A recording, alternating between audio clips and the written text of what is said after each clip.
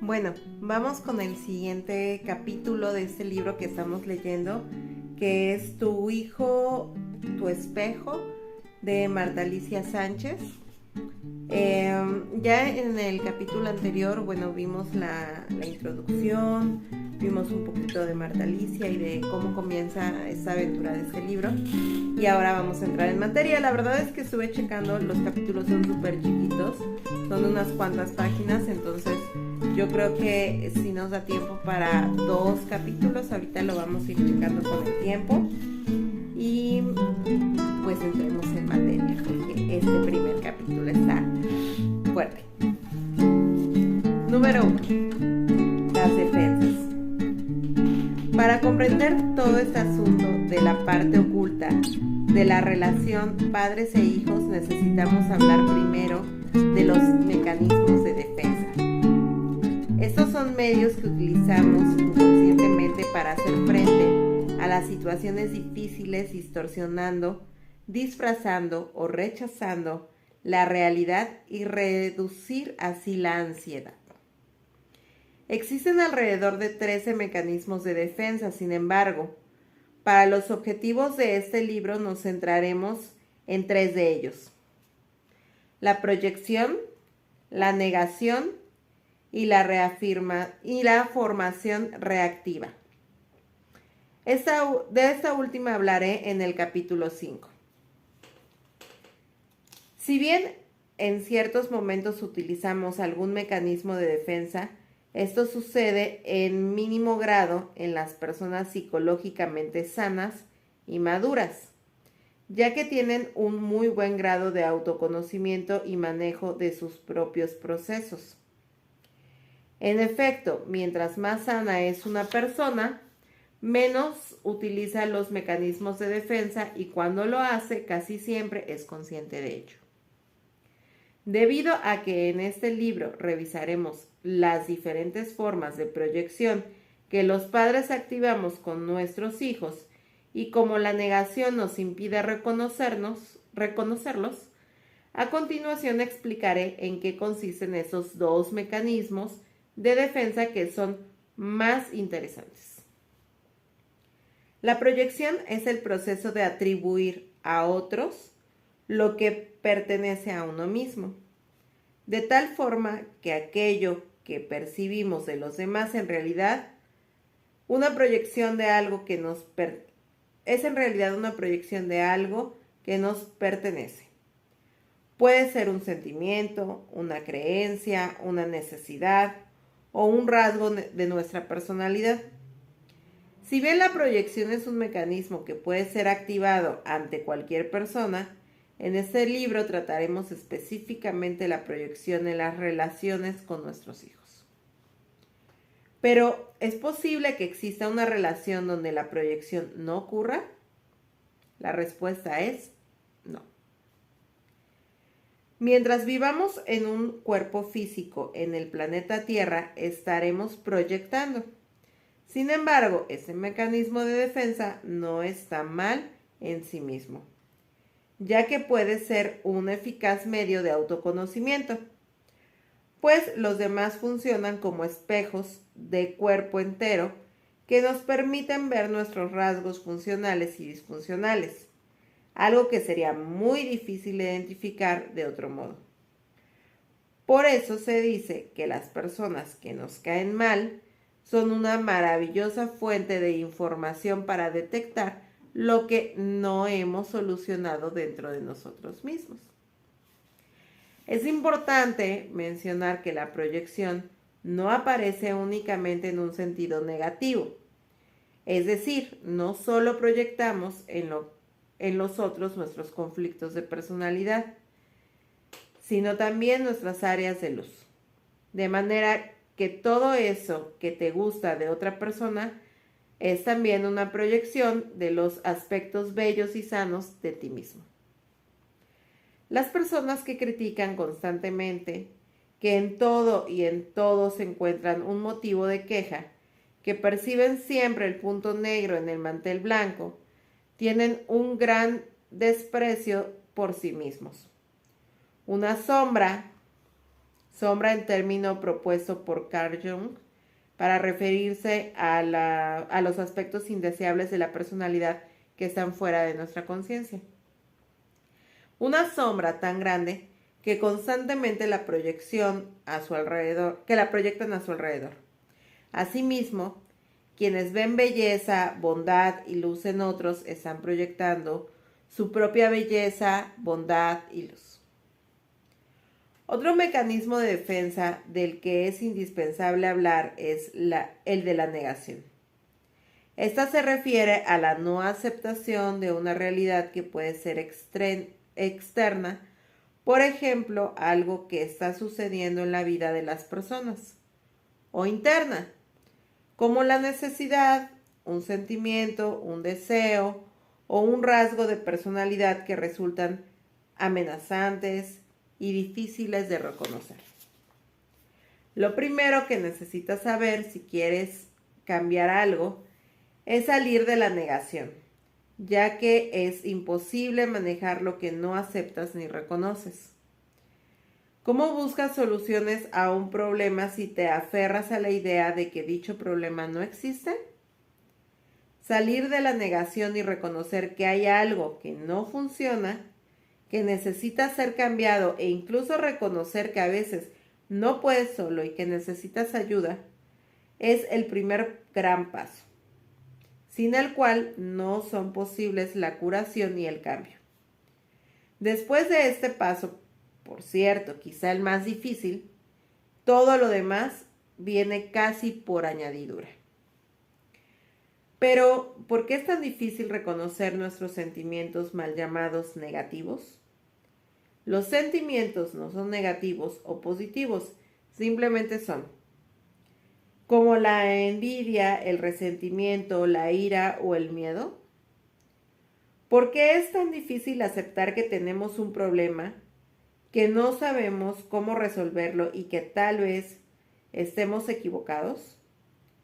Porque casi todos nosotros crecimos dentro del sistema familiar, escolar y social en los que aprendimos que cometer un error es vergonzoso, así como tener un problema y no saber cómo hacerle frente o necesitar ayuda. Todo esto lo vemos como signo de ignorancia, de debilidad, y por lo tanto preferimos ocultarlo para no sentirnos tontos, débiles o ignorantes. Estos sentimientos negativos que todos tenemos son tan mal vistos socialmente que aprendemos a reprimirlos, negarlos o distorsionarlos para ser aceptados por quienes nos rodean. Entonces, poco a poco nos convertimos en expertos en negación y vamos por la vida a veces durante años mintiéndonos a nosotros mismos, porque la negación es eso, una gran mentira que apuntalamos y sostenemos a costa de lo que sea para no enfrentarnos a una realidad que nos resulta sumamente amenazante. Otras importantes razones para mantener la negación son el miedo o la comodidad. Ya que si reconoces que hay un problema, debes hacer algo al respecto. Aunque parezca increíble, muchas personas continúan en negación aún después de ver evidencias clarísimas del problema. Por ejemplo, ven a su hijo consumir drogas o a su cónyuge tener una relación extramarital, o bien que su hija es víctima de abuso sexual de un familiar. Reconocer esto implica tomar decisiones muy drásticas, un divorcio tal vez, una ruptura en relaciones familiares, una confrontación, o en pocas palabras, entrar en un proceso difícil para el que no siempre se está preparado. Recuerdo casos drásticos a propósito de la negación, como el de una madre que, teniendo frente a ella a su hijo visiblemente drogado y alcoholizado, repetía sin cesar: no está pasando nada, todo está bien. o aquel joven adolescente que presentaba comportamientos verdaderamente alarmantes como robar en las casas de los vecinos, hurtar motocicletas y artículos de las tiendas. Al serle expuesto el caso, su padre argumentaba: son cosas propias de la adolescencia. Y la madre de una niña de 5 años que era víctima de abuso sexual por parte de su padrastro. Aun cuando la niña había informado sobre esto repetidas veces a su madre, ella le respondía: no puede ser, seguramente estás equivocada. Así es la negación. No es que estas personas estuvieran intencionalmente evadiendo la realidad, sino que en verdad no son capaces de verla, porque reconocerla implicaría tocar cargas enormes de miedo, de culpa, de impotencia y tener que tomar decisiones drásticas y difíciles al respecto.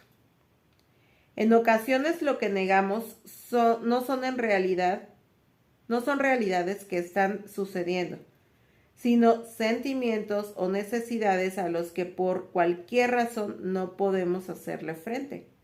Decimos entonces cosas como: claro que no me molesta, no me duele, no me importa, etc.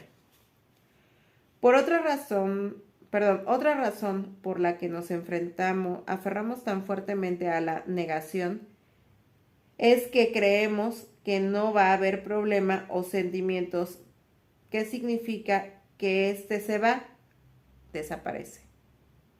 Frecuentemente escucho a personas aconsejar a alguien que está pasando por alguna situación difícil: no pienses más en eso, o no hables de eso. Pero las cosas no funcionan así.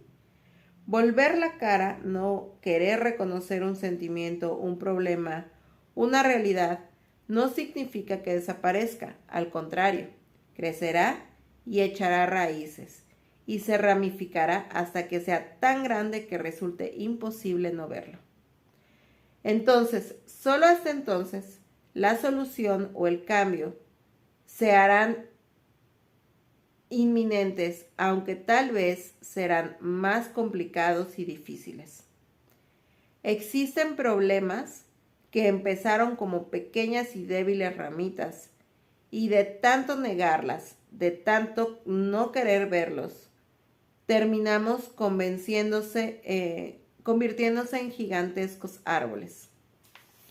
Así pues, para seguir sosteniéndolos en negación, hacemos cosas como justificar, evadir o descalificar la fuente que nos está informando sobre esa realidad que no queremos ver.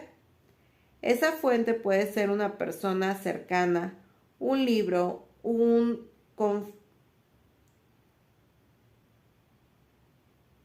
conferenciante, un terapeuta, un médico, a quienes descalificamos diciendo: no sirve, no es bueno, está loco, es un mentiroso, etc. Y para finalizar este capítulo quiero pedirte algo. Cuando te veas reflejado en alguna situación expuesta en este libro, no te recrimines ni avergüences, pues no eres un monstruo por ello. Eres tan solo un ser humano como yo o cualquiera. Estás haciendo lo mejor que puedes. Intenta ser un buen padre, de la mejor manera que conoces, porque detrás de cualquier cosa que haces y dices, estás genuinamente buscando la felicidad. Aunque paradójicamente lo que haces y dices con frecuencia te aleja de esas metas.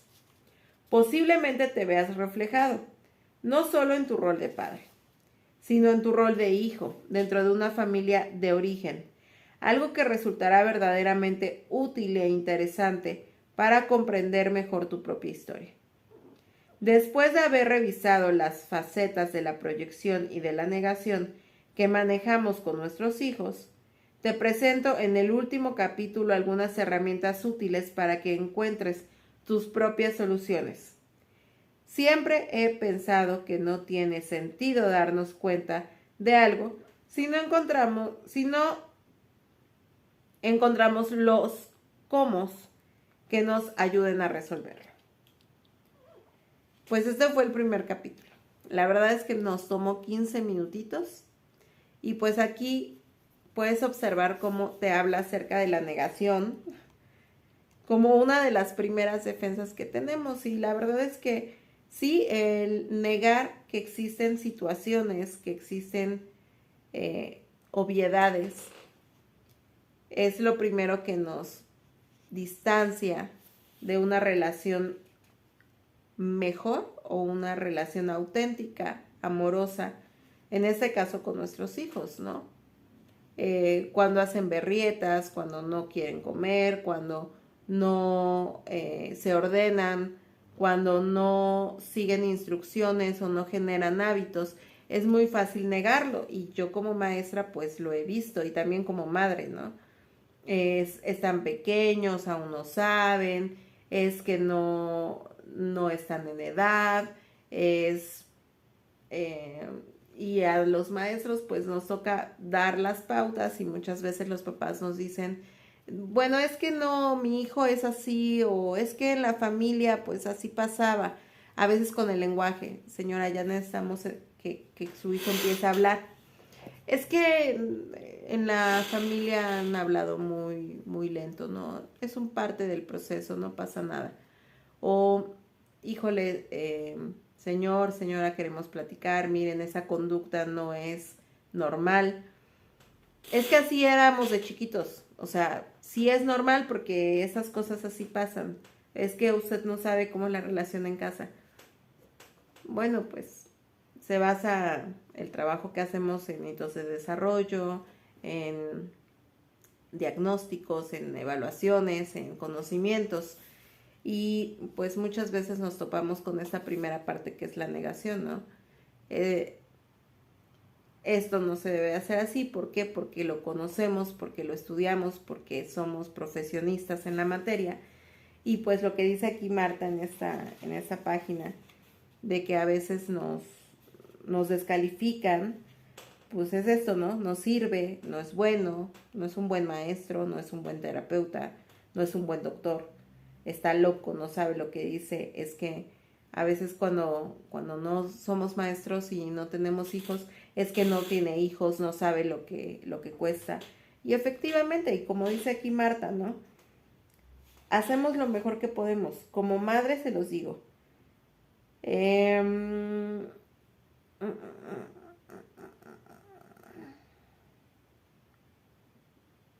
No eres un monstruo por ello. Eres tan solo un ser humano como yo o como cualquiera. Estás haciendo lo mejor que puedes.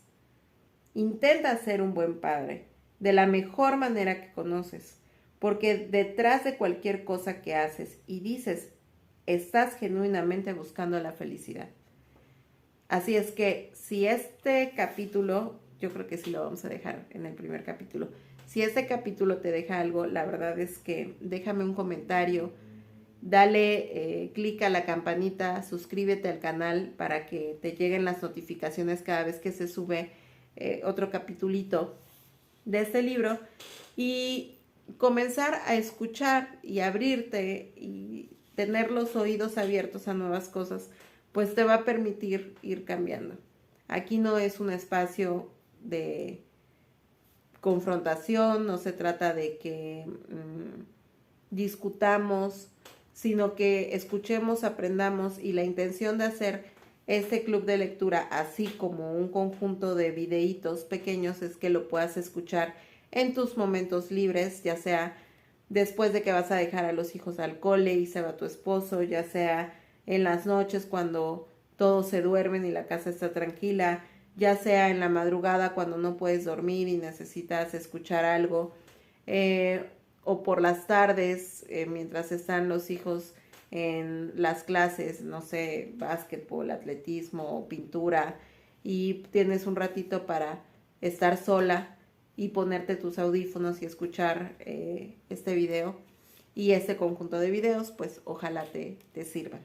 Muchísimas gracias, soy Rayo García, y pues síganos en el canal para poder estar en contacto con nosotros con este club de lectura. Gracias.